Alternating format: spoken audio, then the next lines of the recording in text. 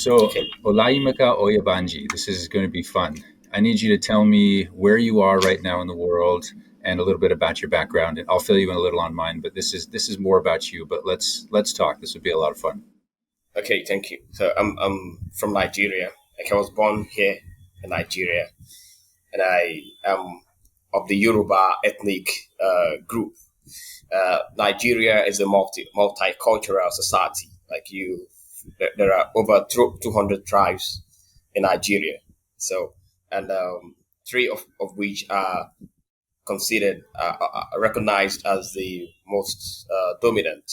You have the Yoruba, the Hausa, and the Igbo. So I belong to the Yoruba ethnic stock.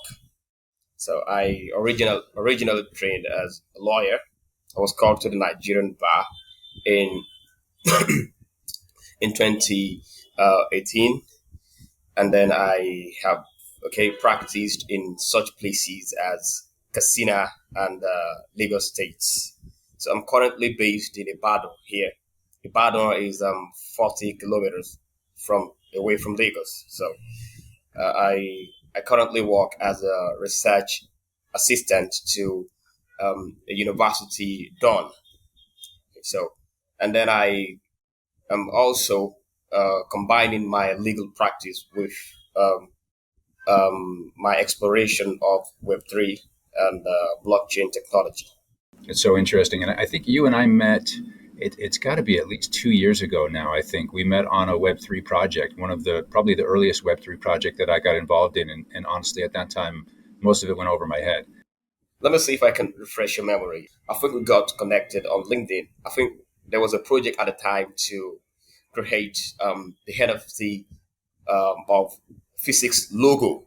So, and then at the time, we were also talking about how to register physics as a course C, I think in the United States, okay, in one of the states there. So, and you were contacted, you were introduced to us as the guy who was going to register physics, incorporate physics. So, I think I sent you a connection request, and then so I got to know you through that means.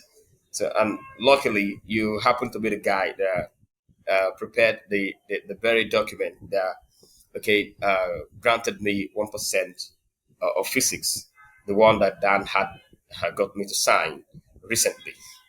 So yeah, that's correct. And I think that project back then, the early physics project, was really tech spanning the whole world. And I think that really made sense to me Yeah, now, especially looking back. It makes sense because it was a big project. And I think that DAOs, which we're talking more about today, I think that DAOs tend to lend themselves to very large projects, kind of big, ambitious projects. Would you agree with that? absolutely. Yeah, physics is oriented towards artificial intelligence. Like you saw that we were trying to build a system that helps people to rate stuff online on the internet accurately.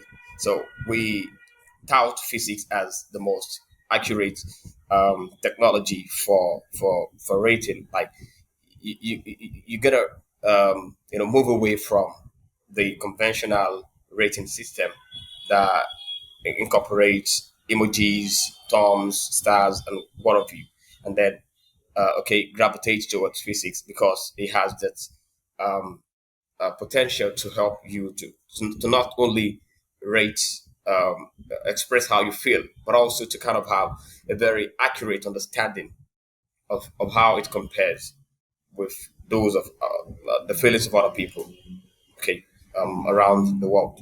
So yeah, so and then you kind of see that physics has that potential to really become a Web3 product, okay, because you have we are able to streamline to narrow the focus of physics to okay empowering given building a tool that can be used by the masses like open source stuff that virtually everybody are going to have access to. It is uncensored. There's no censorship. So, and it kind of really tallies with the goal of Web3, and that is decentralization. So, because after all, physics is open source. So it kind of has that. similarity.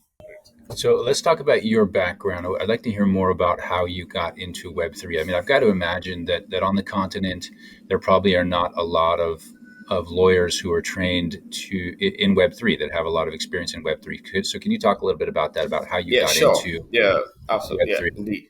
Okay, so what happened was, okay, 3 years ago, okay, we we're trying to work on a project in physics.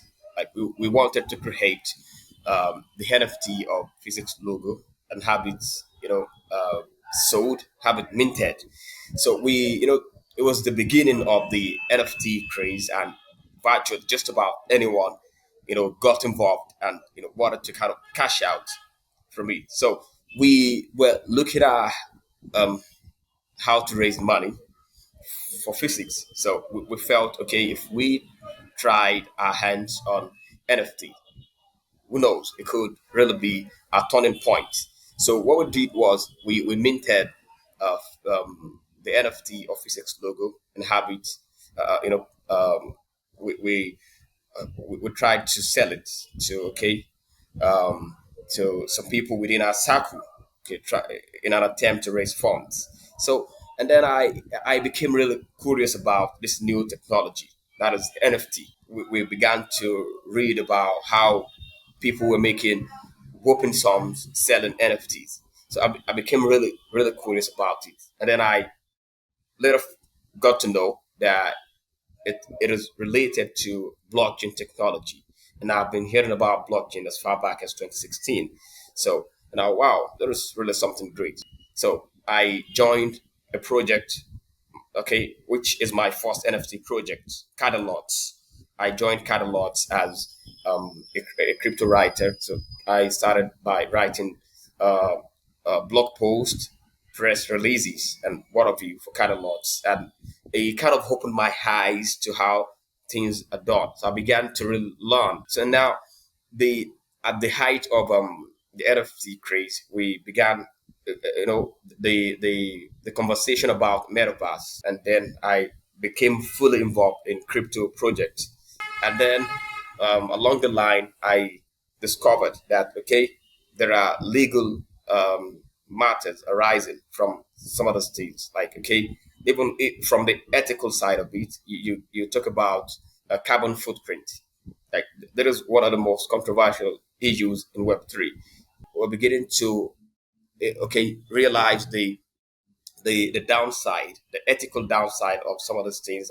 So, and then you would ask, there are, if there are legal issues arising from it. NFT, in NFT, you talk about copyright.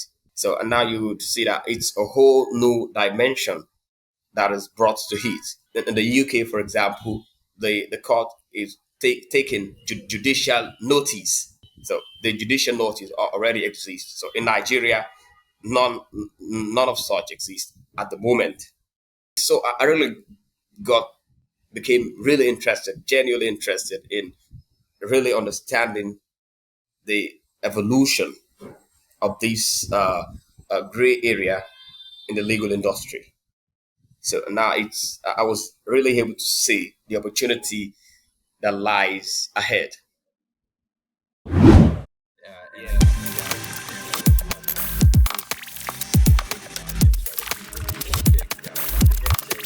think you want to build a group of people who are like-minded and build a business model. I mean, with Moondao, it's we want to impact the way that Earth interacts with space. I mean, that you don't get Space. much bigger than that.